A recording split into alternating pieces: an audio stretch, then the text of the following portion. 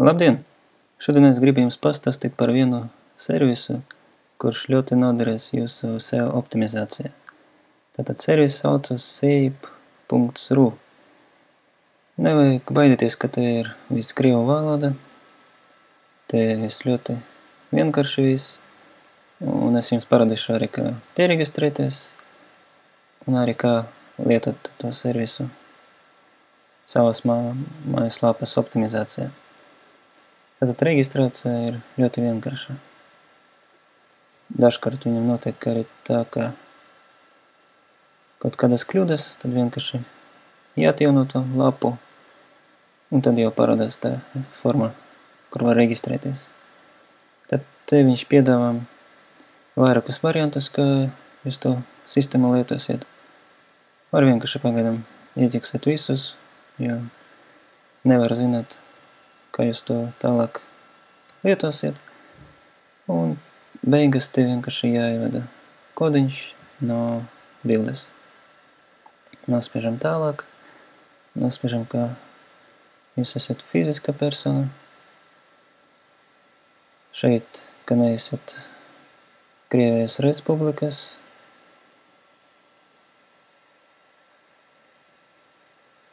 Un šeit vienkārši jums jāievada savi vārds, uzvārds, kur ir obligāti.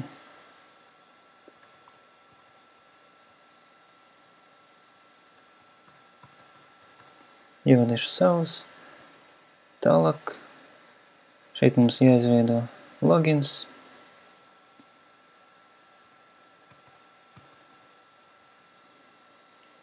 Parole.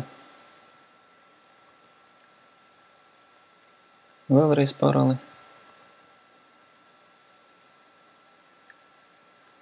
Un e-pasta adrese, uz kuru nosūtīt reģistrāciju.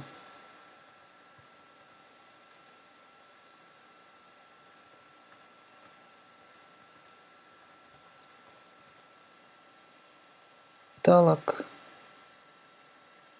Šeit jums vienkārši jāpiekrīt noteikumiem par katru no tiem punktiem, ko jūs tur izvēlēties.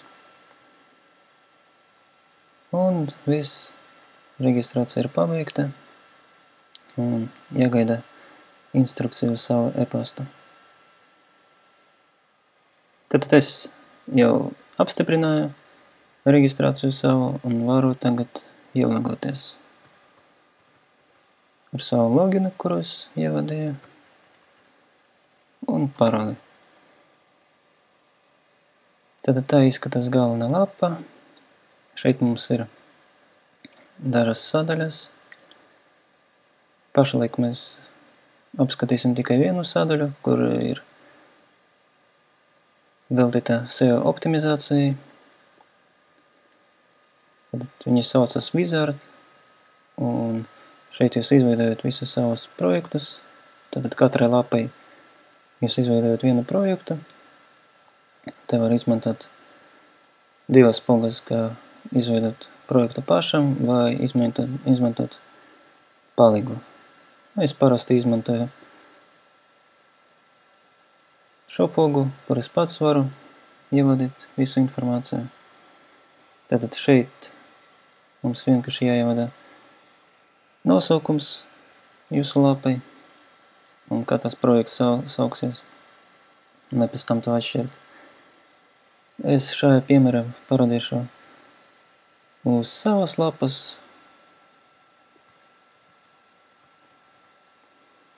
Tātad šeit es vienkārši ierakstīšu projekta nosaukumu, pēc kuras pēc tam varu atšķirt.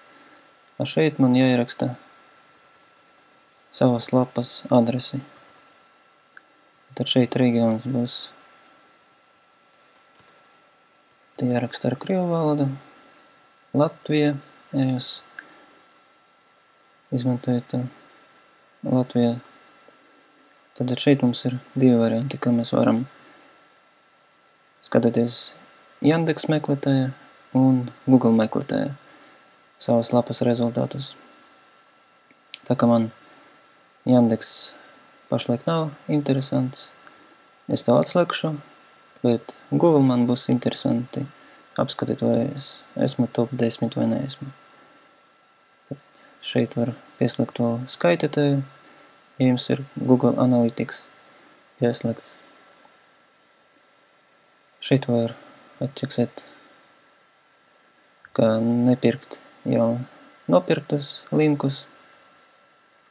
Tad pašlaik uz šim mēs neapstāsimies. Varbūt nākošais video tos apskatīsim jau tuvāk. Tad nospiežam tālāk. Un šeit mums tiek piedāvāts pievienot atslēgvārdus, kuri tiek izmantoti jūsu lapā un kurus jūs gribat apskatīt, kādas pozīcijas jūs pēc tiem atrodaties meklētājos. Tad šeit var uzspiest meklēt, paskatīties, ko viņš atrod. Tad pašlaik neko viņš neatrada. Un kā variantu var apskatīt to, lai viņš atrod to jūsu mājaslapā. Tad, kā redzat, viņš var piedāvāt diezgan daudz rezultātus. Tad vienkārši mēs izvēlamies vienu un viņš pievienojas sarakstā. Tad, ja mēs gribam paši kaut kādu ierakstīt ar rokam, tad mēs to daram sadaļā saraksts. Un te mēs varam vienkārši ievadīt tos atslēgvārdus. Es parodīšu 2 atslēgvārdus, kurus gribu pašlaik apskatīt. Es viņus jau atradu Google AdWords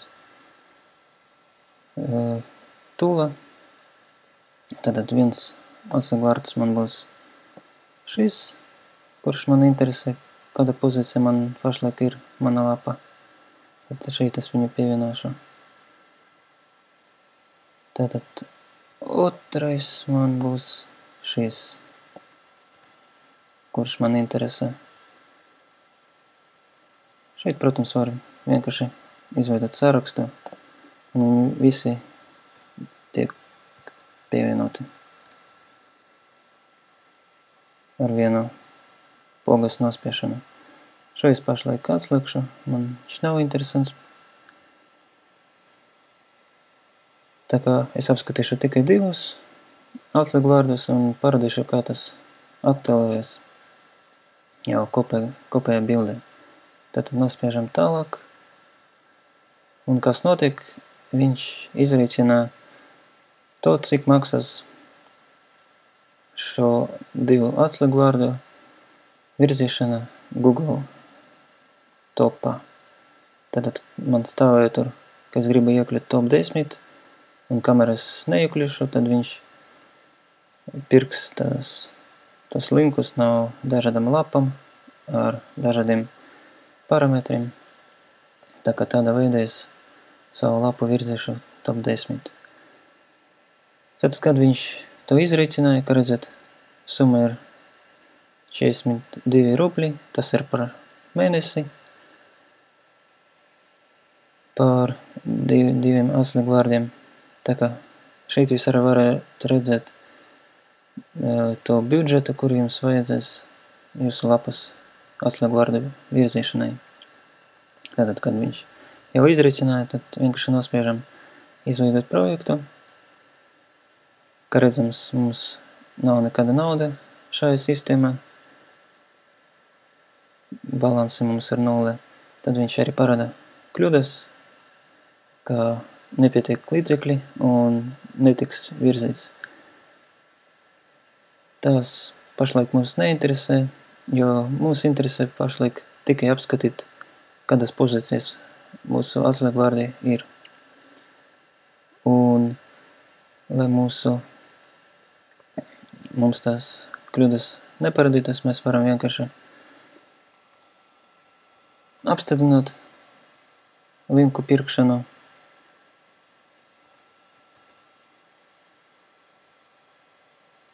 Un gadījumā, ja mums būs kaut kāds budžets, tad viņš neterēsies.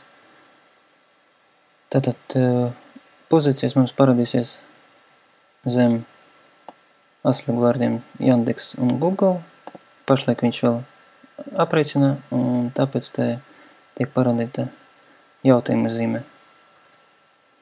Mums mazliet jāpagaida būs, kad šie rezultāti tiks sarīcināti un tiek attēloti attiecīgās pozīcijas, kura jūsu atslēgvārdī atrodas. Es domāju, mēs uz nelielu brīdi apstādināsim šo video un atgriezīsimies, kad jau šie rezultāti tiks attēloti. Tad nepagāja 5 minūtes, ka mēs jau redzam rezultātu. Tad, kā redzams Google, mums ir vienam atslēgvārdam 1. pozīcija, otram atslēgvārdam ir 6. pozīcija. Tad, ko mēs te vēl varam redzēt?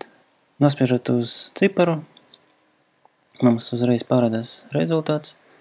Kā redzams, pirmā vieta mums ir tas atslēgvārds un tā pati lapa. Tāpat arī otrais rezultāts ir šī lapa.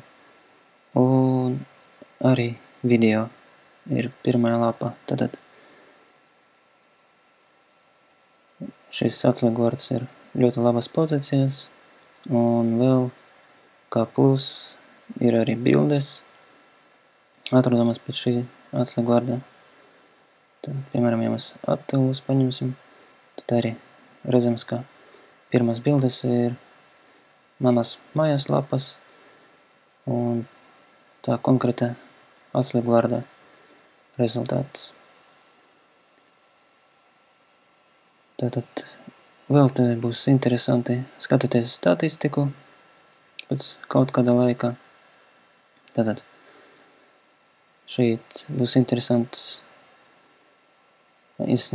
šī sadaļa, kur mēs redzēsim datumu, kuru mēs šo atslēgvārdu pievienojam sistēmā.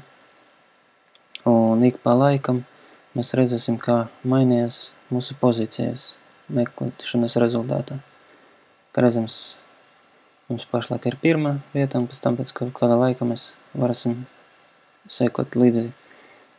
Ja kaut kas mainās, tad būs kaut kas arī papildus jāizdara.